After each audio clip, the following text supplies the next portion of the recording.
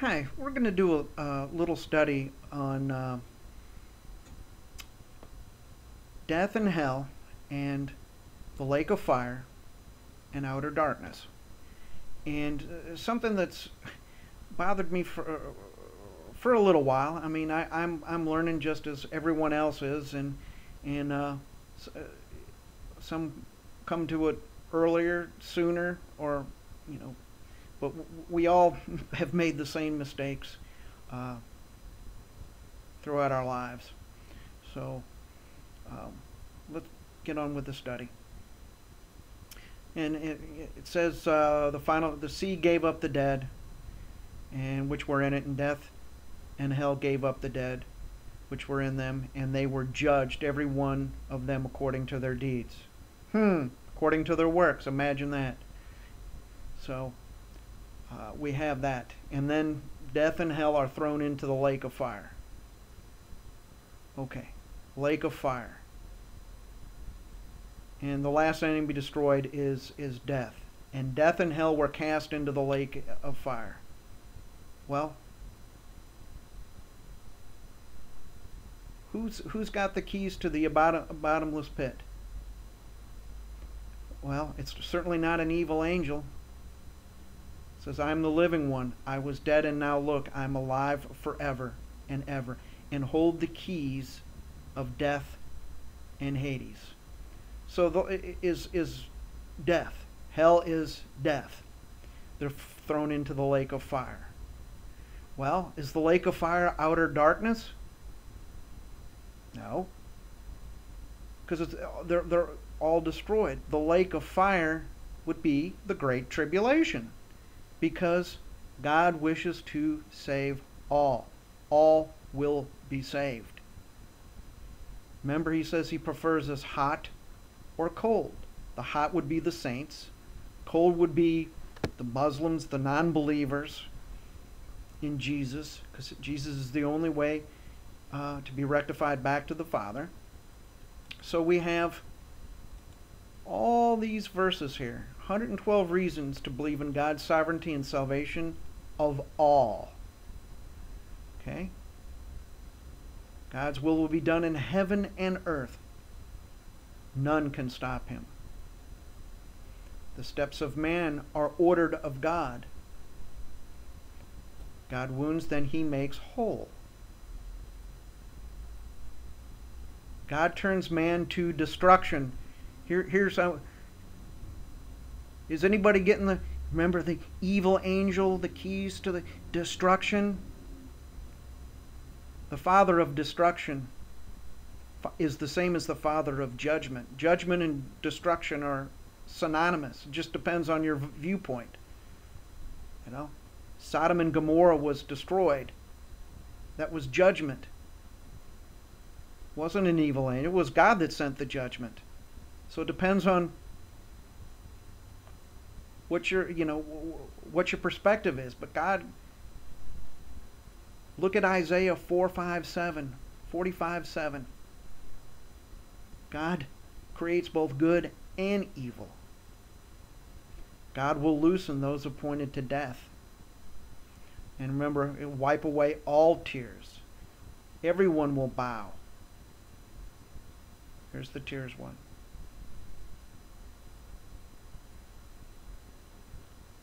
All families of the earth shall be blessed. God will have all to be saved. Do you think God loves anyone? He loves me more or less than a Muslim, a terrorist, a murderer, or a thief? I mean, we're all of the above. He loves us all the same. Pride gets in the way and says, remember, God's no respecter of persons. Jesus is able to save to the uttermost. All reconciled unto God. All will have to have praise of God. I don't see anybody left out here, do you? And if hell's not forever, hell is just kind of like the Great Tribulation for them that have passed away before, but it's not forever. And this is godfire.net, and he says none of these scriptures listed will mean anything at all if we're not interested in the truth or studying them and so forth. And he admits that some of the scriptures are not in total context, but you can read them, go and check it for yourself. I mean, some of these are well known. So we're saying, okay, what about this outer darkness?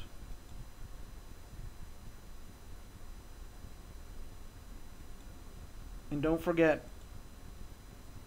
Revelation 1:18, I am the living, I was dead and now look, I'm alive forever and ever, and hold the keys of death and Hades. Remember the angel that descends to the bottomless pit with these keys? Jesus is the only one that has the keys. Alright, and here we got outer darkness is a very misunderstood concept in the Bible. Outer darkness has been associated with hell and purgatory and a place of punishment for 1,000 years. And that's the only thing that I know. There's a reward barrier, and I don't know if they spend a certain time period in outer darkness.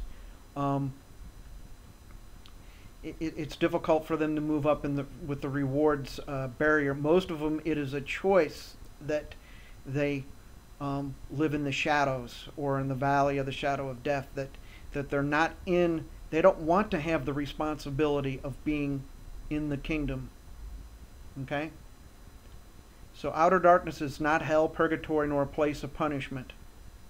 Although there will be weeping and gnashing of teeth, outer darkness is not a place but a position outside of the kingdom.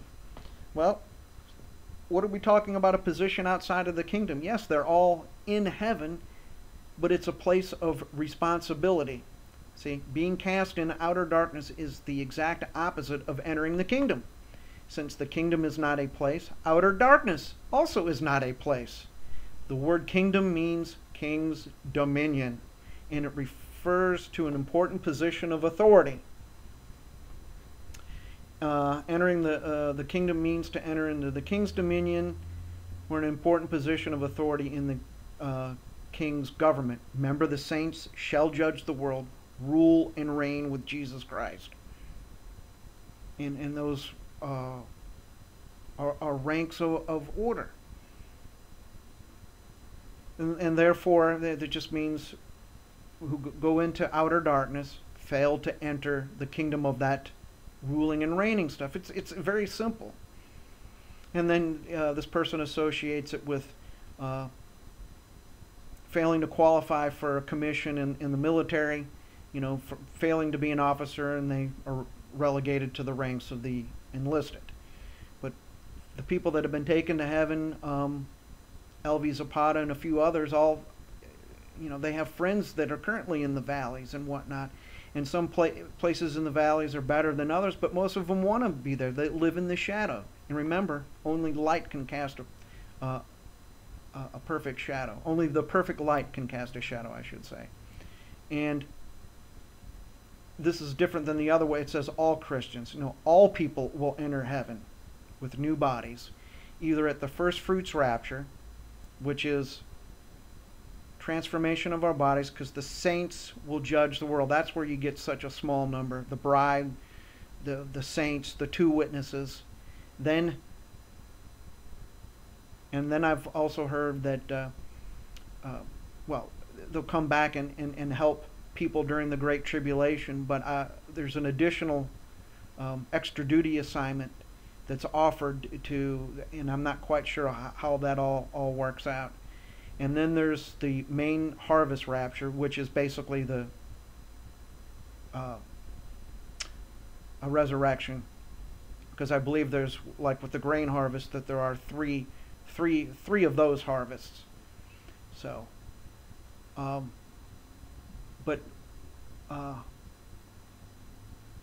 Christians, all people will not enter into the kingdom of heaven. They'll go to heaven, but they're not in the ruling and reigning.